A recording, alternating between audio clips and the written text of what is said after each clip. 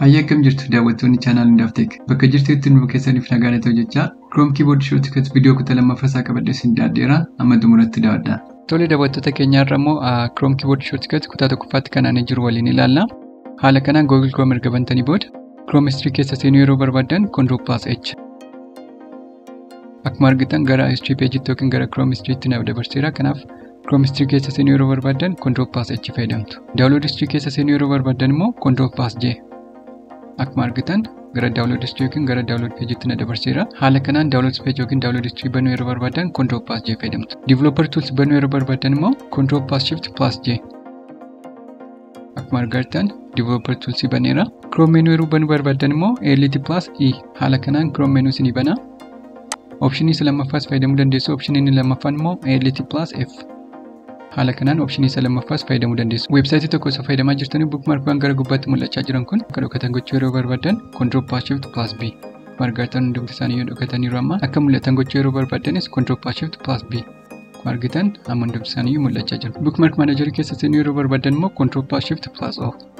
Haala kanaan gara bookmark manageritti isin dabarsa. Chrome task manager banuudhaan processiiwwan Google Chrome keessatti raangochaa jiran ilaaluu yeroo barbaadan immoo Shift+ESC. Akkuma argaa jirtan processiiwwan amma argaa jirtan kun hundumti isaanii Google Chrome keessatti raangochaa kan jiranidha.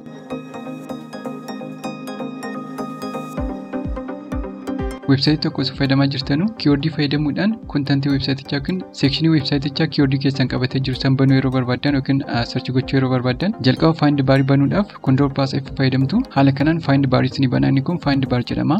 So find bar kana banuudhaaf Ctrl+F fayyadamtu yookiin immoo option isa lammaffaas find bar banuudhaaf option inni lammaffaan Shift+F3. Margaartaan option isa lammaffaadhanis find bar kana banuu dandeessu. Haala kanaan find bar erga bantanii booda keywordii gashitu. Akkuma argitan keywordii online jedhuun fayyadame. Keywordii online jedhu kun artikelii kana irratti si'a 26 jira jechuudha. Keywordii kana asii gadi barbaadaa deemuu yeroo barbaadan yookiin immoo asii gadi search gochaa deemuu yeroo barbaadan Ctrl+G fayyadamtu. Margaartaan amma 2 ichaara 26 keessaa 2.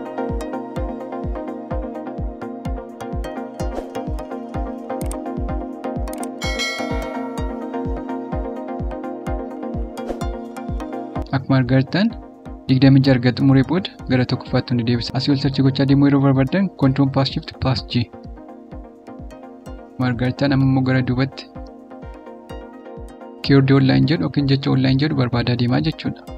Haala kanaan websaayitii adda addaa yeroo fayyadamtan keywordii fayyadamuudhaan sekshinii websaayitichaa keywordii keessan qabatee jiru san banuu yeroo barbaadan haala kanaan fayyadamtu jechuudha. Jalqaba find bar banuudhaaf Ctrl+F fayyadamtu. Akkasumas optionii isa lammaffaa fayyadamuu dandeessu. Optionii isa lammaffaan immoo Shift+F3. Margaartaan find bar haala kanaan erga bantanii booda keywordii keessan gashuudhaan Ctrl+G fayyadamuudhaan gara fuulduraatti sekshinii websaayitichaa keywordii keessan qabatee jiru san haala kanaan barbaaduu dandeessu yookiin banuu dandeessu jechuudha. Imeelii adda addaatiin Google Chrome irratti saayiniin gootanii fayyadamtoo ta'e immoo yookiin immoo profaayilii adda addaatiin Google Chrome fayyadamtoo ta'e immoo profaayilii keessan isa lammaffaa saniin Google Chrome fayyadamuu yeroo barbaadan yookiin immoo profaayilii amma Google Chrome ittiin fayyadamaa jirtan kanarraa gara profaayilii kan biraatti switch gochuu yeroo barbaadan Ctrl+Shift+M. Akkuma argitan H yookiin immoo braaketii keessatti hundaaf admin kan jedhu imeelii kan biraatiin kana fayyadamuudha. Windows san banuu yeroo barbaade enter kan jedhuun click godha. Haala kanaan gara window kanaatti na dabarsaa jechuudha. Kana malees guest window banuu dandeessu. Guest window banuudha Ctrl+Shift+M. Akkuma argitan lammaffaarra jira. Guest window haala kanaan bantanii fayyadamuu dandeessu. Browsing data clear gochuu yeroo barbaadan yookiin immoo delete gochuu yeroo barbaadan Ctrl+Shift+Delete. Gara page kanaatti isin dabarsaa. Sana booda last hour kan jedhu kan all time kan jedhu kaa'uudhaan delete data ittuun advanced kan jedhus filattanii last hour kan jedhu kan all time kan jedhu keessanii delete data ittuun haala kanaan browsing data Google Chrome clear gochuu yookiin delete gochuu dandeessu. Akkasumas websaayitii fayyadamaa jirtan tokko gara bookmark listitti dabaluu yeroo barbaadan Ctrl+D fayyadamtu. Already Ctrl+D akkuma click gootaniin bookmark listii keessanitti dabala.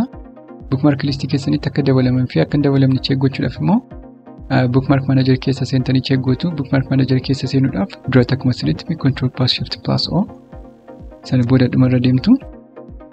Iddoo kanatti akkuma argitan bookmark listii keessanitti haala kanaan dabalaa jechuudha yookiin argoodha. Kanaaf websaayitii barbaadan bookmark listii keessanitti dabaluu yeroo barbaadan Ctrl+D fayyadamtu. Akkasumas websaayitii lama haala kanaan bantanii fayyadamaa jirtan hunduma isaaniiyyuu bookmark gochuudhaan fooldaraa tokko keessatti save gochuu yeroo barbaadan Ctrl+Shift+D. Haala kanaan erga fidee booda new folder kan jedhu kan maqaa folderaa kennituufi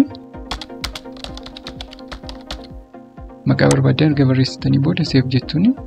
Sana booda websaayitiiwwan kanneen bookmark ta'uudhaan folder san keessatti save ta'anii immoo hin taane kan jiru check gochuudhaaf bookmark manager keessa seenaa. Bookmark manager keessa seenuudhaaf Ctrl+Shift+O. Sana booda foldericha iddoo kanatti akkuma argaa jirtan new bookmark jedha. Iddoo kanatti akkuma argaa jirtan websaayitii banamanii jiran hunduma isaaniiyyuu foldera kana keessatti save ta'u jechuudha. Window kanarratti websaayitii banamanii jiran hunduma isaaniiyyuu haala kanaan foldera tokko keessatti bookmark gochuudhaan save gochuu dandeessu. Web page fayyadamaa jirtan refresh gochuu yeroo barbaadan Ctrl+R. Akkasumas optionii lammaffaa fayyadamuu dandeessu.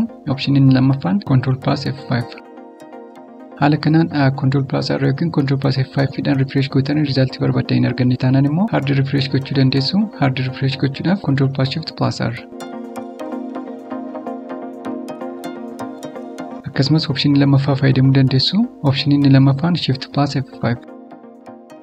Iddoo kanatti kan gaaffisanitti ta'uu danda'u garaagarummaan Ctrl+R yookiin Ctrl+F5 fi Ctrl+Shift+R yookiin Shift+F5 maalidha kan jedhudha. Websaayitii tokko yeroo jalqabaaf yeroo access gootan cache data kan jedhamu kompiitara keessan irratti save godha. Cache data kan jedhamu kun immoo yeroo biraa websaayiticha yeroo access gootanii fayyadamtan ariitiidhaan akka websaayitichi sirriitti accessible akka ta'u kan taasisudha. Sababni isaas resource yookiin data websaayitichi barbaadu lookaalii kompiitara keessan irratti store gochuudhaan kompiitara keessan irraa access gochuudhaan waan fayyadamuuf. Kanaaf Ctrl+R yookiin Ctrl+F5 dhaan yeroo web page isa refresh gootan web page refresh gootan sun cache data already computer keessan irra jiru sanidha kan access godhee fayyadamu jechuudha. Ctrl+Shift+R yookiin Shift+F5 dhaan yeroo refresh gootan garuu web page'ichi sun akka haaratti yookaan akka yeroo jalqabaa sanaatti gara serveriitti request erguudhaan data yookiin resource web page'ichi barbaadu reload gochuudhaan isiniif banaa jechuudha. Kanaaf hard refresh yookiin hard reload kan jedhameef amma garaagarummaa isaanii hubattaniitu jedhee yaada. Fakkeenyaaf irra deebinee Ctrl+R yookiin Ctrl+F5 fi Ctrl+Shift+R yookiin Shift+F5 dhaan web page tokko osoo refresh goonee ilaalle sekondii adda addaatti fudhate. Isa kana practically ilaaluu dandeenya. Fakkeenyaaf web page dhuma kana irratti ilaaluu dandeenya. Jalqaba Ctrl+R fayyadamna.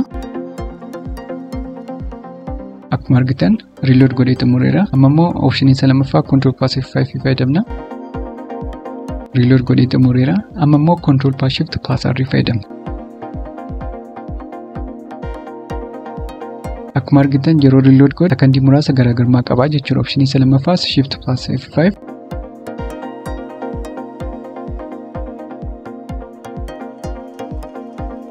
Akkuma argaa jirtan sekondii muraasa garaagarummaa qaba jechuudha. Kanas check gochuu dandeenya.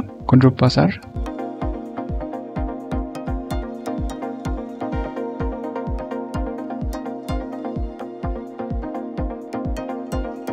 Amma immoo Ctrl+F5.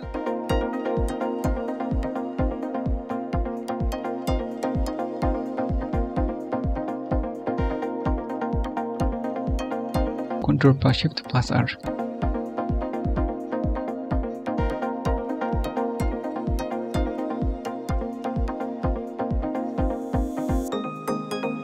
Akkuma argaa jirtan sekondii muraasatti fudhachaa jira isa duraarra.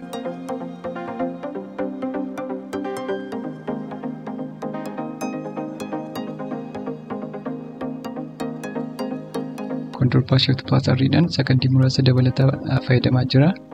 Kan duraarra xiqqoo tureera akkuma argaa jirtan.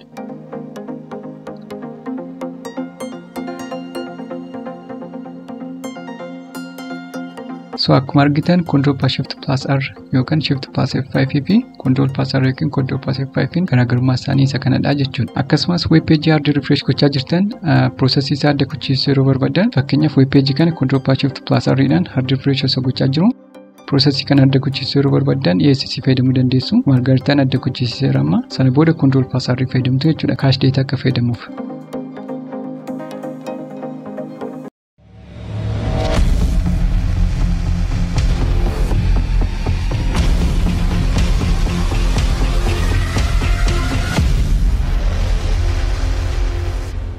Tole daawwattoota keenya viidiyoon har'a qabadhee isin dhiyaate kana fakkaata yoo jaallattan like godhaa akkasumas yaadaaf gaaffii yoo qabaattan koomentii irratti naaf barreessaa. Yeroo itti viidiyoo kan biraan amma deebi'utti turte gaarii.